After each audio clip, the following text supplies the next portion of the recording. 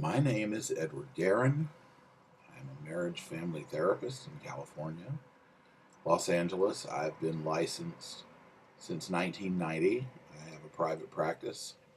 I'm also clinical supervisor for a nonprofit agency in Orange County.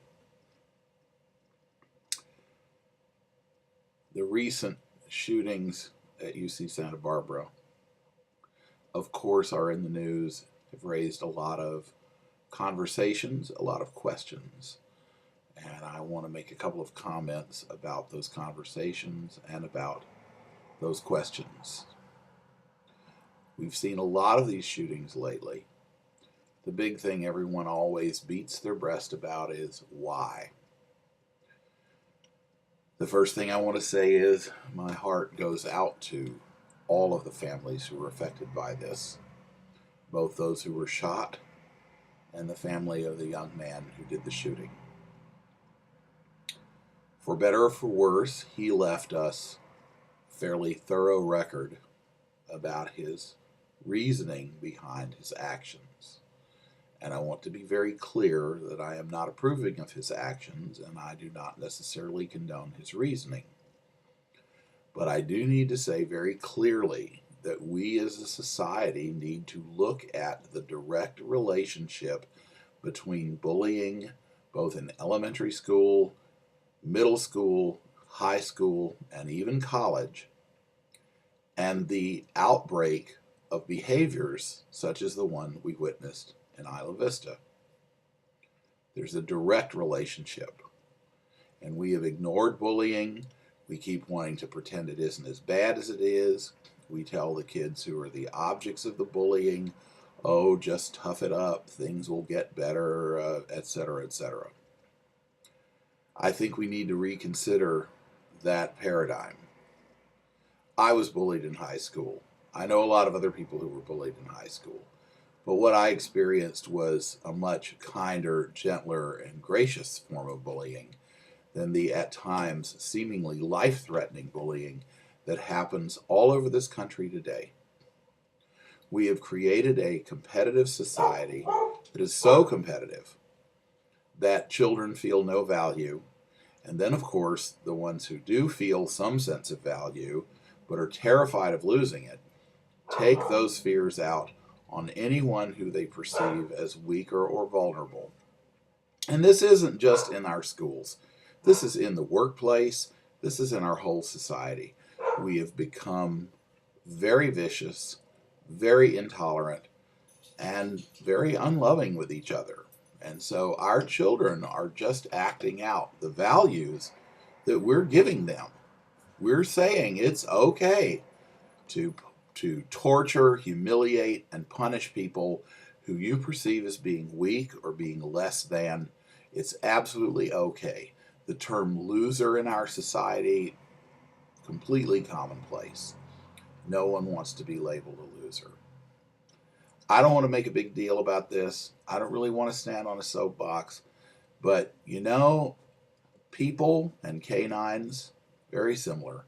If you take the sweetest puppy in the world and tie it with a chain, and beat it on a regular basis, it turns into a vicious animal that attacks people.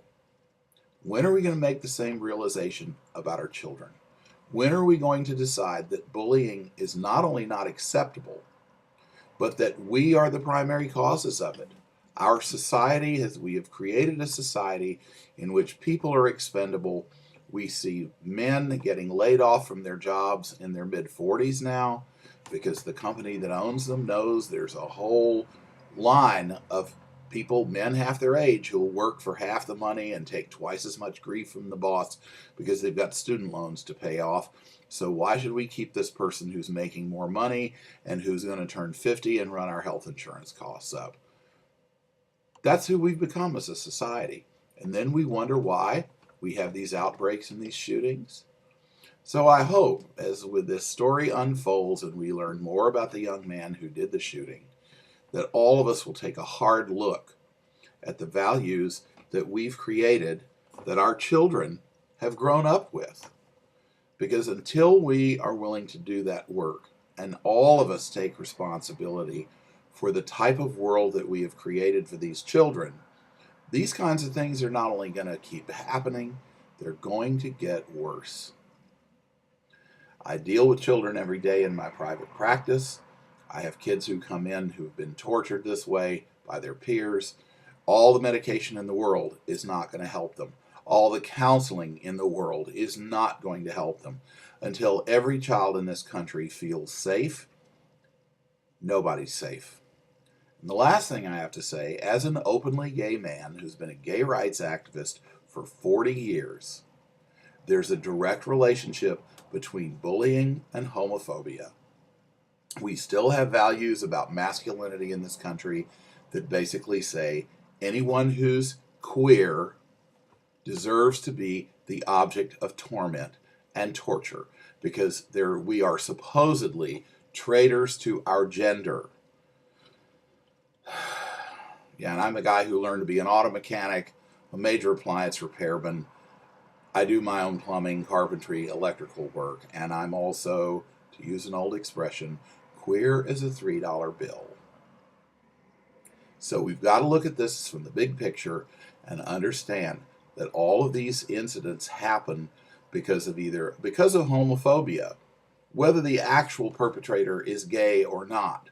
It's the fear of being tagged as something less than, of being a freak, of not fitting in, of not being good enough. And that's the society we've created, and until we become a more loving and tolerant society, nothing is going to get better.